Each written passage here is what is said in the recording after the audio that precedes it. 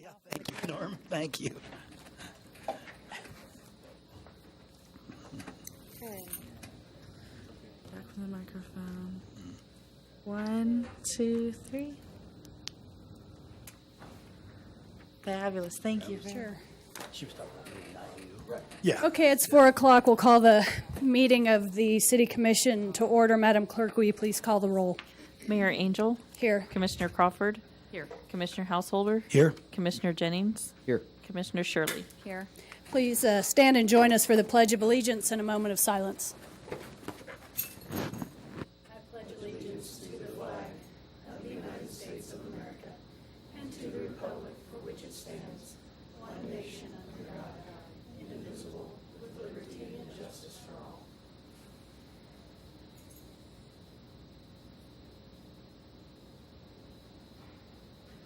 Thank you.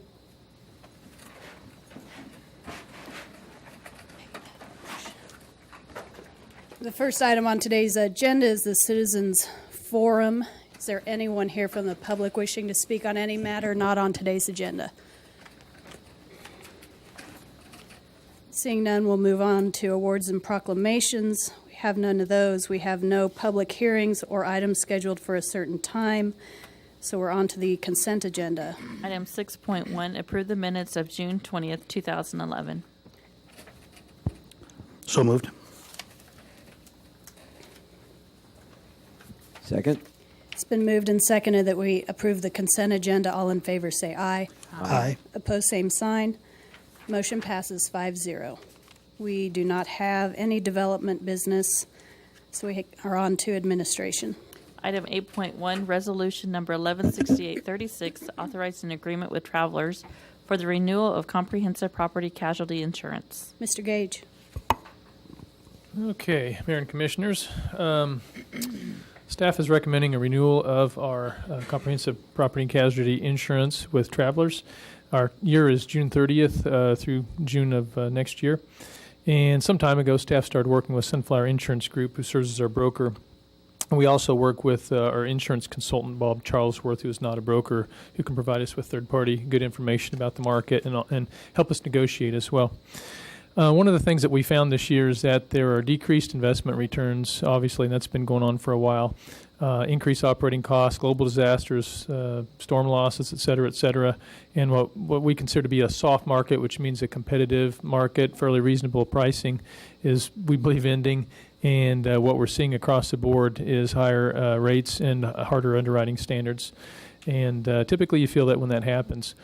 We also looked, and they also will look at our 5-year loss ratio, and that's a combination over the whole 5 years averaged out. And ours is 63%, which is a little higher than it has been historically.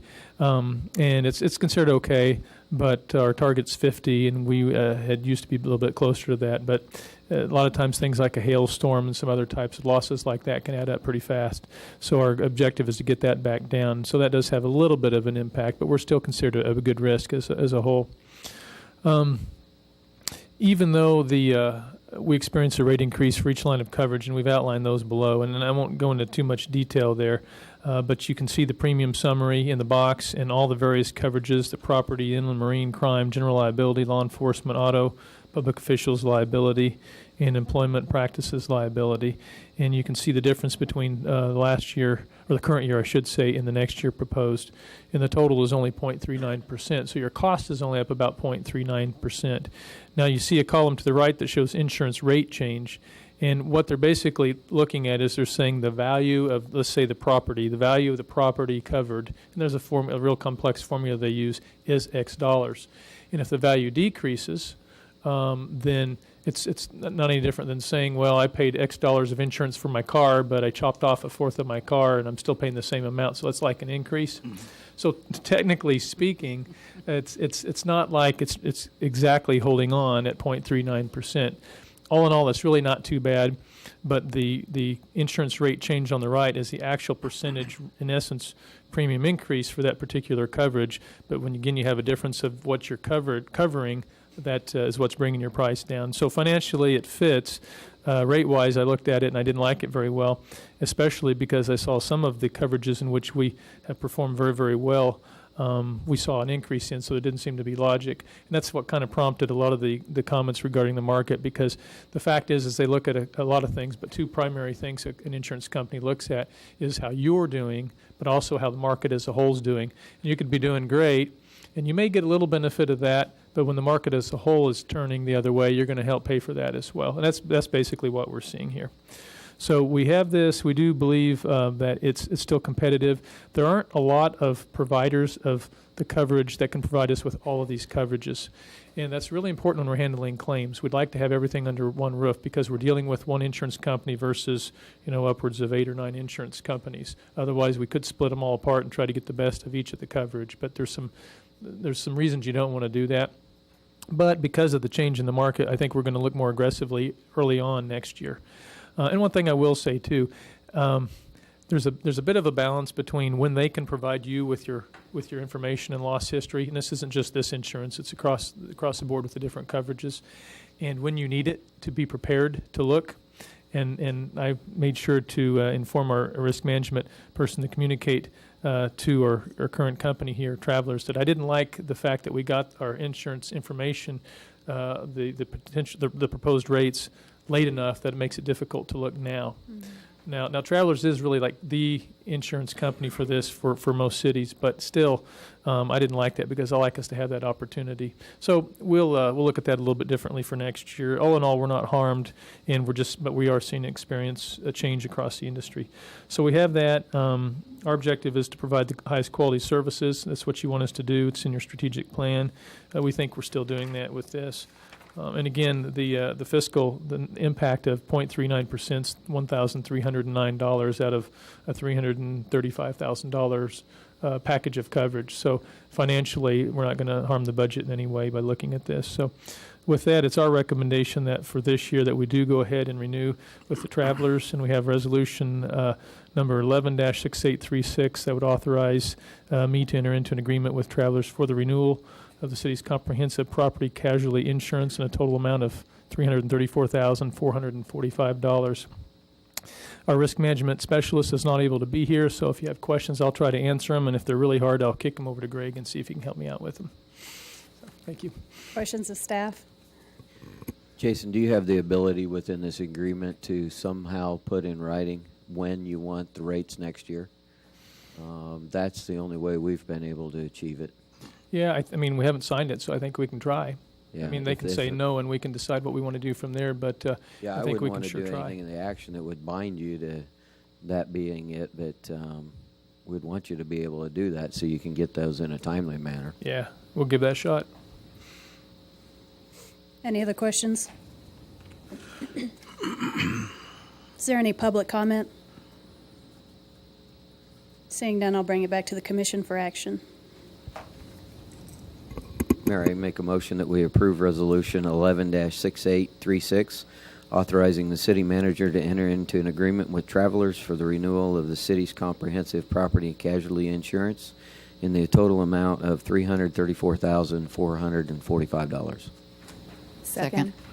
It's been moved and seconded that we approve resolution number 11-6836. All in favor say aye. Aye. Opposed, same sign. Motion passes 5-0. Item 8.2, first reading ordinance number 10,608, amending Chapter 8, Article 3, Division 3, Section 8-188 of the Salina Code by providing an exemption for up to 20 Salina Technical Colleges students to work under the supervision of a college instructor or master electrician. Mr. Hobby. Thank you, Madam Mayor. Mayor and Commissioners, you have before you an ordinance that hopefully will allow our technical college students attending the Salina Technical College to be on the same playing field as many of the other communities in the state of Kansas. Presently, the City of Salina staff is working with Technical College to bring our staff, our city staff, out to the college to do some education with them throughout the year. And one of the things we found out this last year is the fact that several of the other technical colleges are allowing electrical students to sit for their journeyman electrician's test prior to the end of the school year. It happens to be one of the very last month of the school year or the process. We have in the past allowed students to take their tests once they have had 1 year of on-the-job training. What we have drafted for you today is an exemption that would allow technical college students under the supervision of the technical college instructor or a master electrician to work in the field, and we count those hours as actually on-the-job experience. They'll be working for a 2-year period while they're going to technical college. And you'll notice that some of them have a lot more education than others, and so we'll count some of the previous education potentially for those hours of continuing education as well. Each of the state statutes, as well as our city statutes, they're required to have 240 hours, of classroom instruction, as well as 1 year of practical experience. Most communities have said 1 year of practical experience would equal to the 2 years of technical training that the student is here in Salina. We've had the technical college instructor and the president in several meetings here in the last few months. We feel like that students would get more than double the hours of classroom training and nearly 80% of the classroom hours outside and on-the-job training. And we'd also recommend that the students do some type of an internship between their first and second year, which also would be counted. So we feel like very comfortable that our students would be getting 1 year of good practical experience on the job as well as more than adequate classroom training hours. So we have drafted, with the help of the technical college instructors and the president, an exemption for our present codes that would allow the students to work underneath the technical college instructor or a master electrician during their 2 years of training here in the city of Salina. Right now, presently, a master or a journeyman electrician can only have up to 3 people working underneath their auspices, but this would allow up to 20 students or a full classroom schedule to work under the instructor or a master electrician out in the job. So we would ask, and on behalf of the students of the Salina Technical College, that you would approve ordinance number 11-10608, amending Chapter 8, and allowing up to 20 technical college students to work under the supervision of the college instructor or a master electrician. We'd be more than glad to stand for questions. Questions for staff? Yeah, how would insurance work on that, like an on-the-job injury? Who would be held liable if somebody got hurt? You're exactly, good question. The technical college has workers' comp as well as liability insurance for each one of the students, and they would be still under the technical college's insurance program. Okay. Are the students, would they be required to have X amount of hours in the classroom before they get to go out into the field? They actually get into the lab the first year. They don't get too much of actual on-the-job training. What we did this year is we actually let students come out on several inspections for a commercial or residential project, to where our instructors would instruct the students on what they look for when they go through the project of doing an inspection. And then they work with them in the classroom the same way. So the first year they don't get as much lab work, or not as much on-the-job training as much as they do the lab work inside the facility. Then our staff goes out and they'll do the inspection as they walk through their different training exercises and work with the students that way. Any other questions?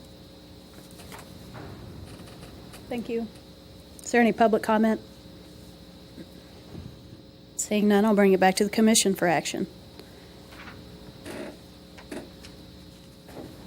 I move we approve item ordinance number 11-10608 to amend Chapter 8, Article 3, Section 8-188 of the Salina Code by providing an exemption for the 20 Salina Technical College students to work under the supervision of the college instructor or master electrician. Second?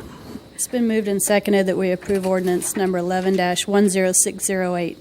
All in favor say aye. Aye. Opposed, same sign. Motion passes 5-0.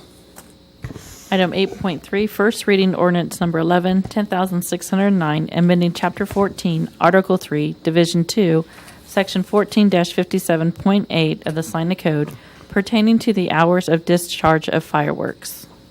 So happy to see this on the agenda, Mr. Scragg. Go right ahead. Thank you, Madam Mayor.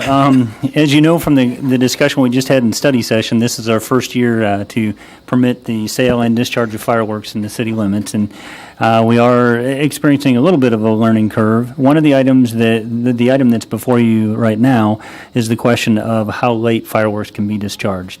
The ordinance was originally written to provide that they could be discharged between 8 a.m. and 10 p.m., and I would tell you that ordinance was written in January, and it was getting dark about 5:30, 6 o'clock at the time that we were writing the ordinance. But at that time, we did look at the sunset schedule, and if you looked at the internet today, the scheduled sunset is 9 p.m. However, it's still pretty light, around 9:45, 10 to 10. And so the reason we bring this to you on such short notice is we recognize the possibility that if people are waiting to discharge fireworks that are intended to be discharged in the dark, they'll have a very short time window if the discharge time frame is 10 p.m. The other thing that I would point out to you as an explanation is the fireworks regulations occur in two places in the code. One is the actual discharge of fireworks, which is in the fireworks section. The fire section, Division 2, Chapter 14. The rest of the regulation as it relates to fireworks stands are zoning regulations that are in Chapter 42.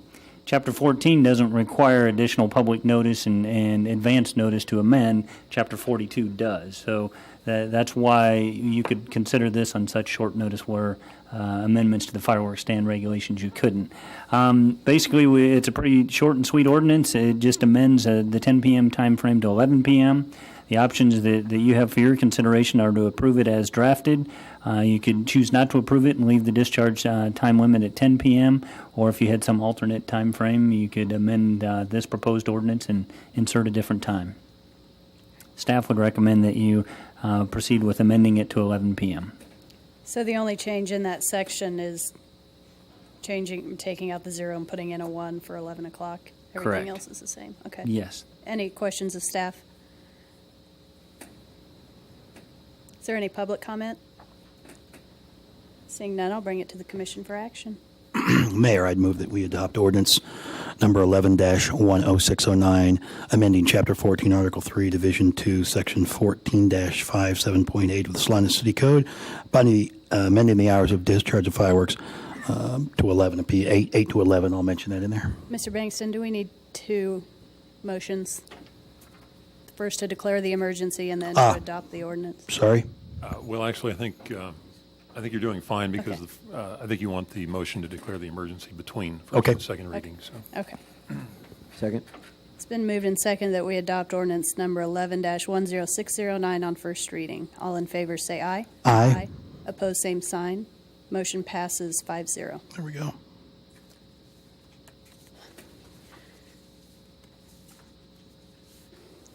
Mayor, I'd like to declare that emergency exists for the second reading on the same day of this issue, and I would like to make a motion that we approve on second reading ordinance 11-10609.